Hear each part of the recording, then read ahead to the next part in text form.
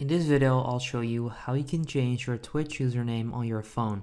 So this should work on Android and iOS as well. So you don't want to be using the Twitch app, but you want to go to twitch.tv on your browser. So I recommend using Google Chrome, but that's totally up to you guys. However, when you're on twitch.tv, you want to sign into your account and then click on the channel icon right there, top right corner. And you want to make sure to, let me just click right there, to click on desktop site, which is right there.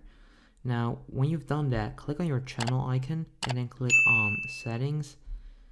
You will then end up on this page where you find profile settings, and then right there, you may update your username. So click on that pen/edit icon, and then right there, you can type in your new username, and that's how you can change your username on Twitch on your mobile device. So if this video helps you out, make sure you go ahead and leave a like. I would appreciate that.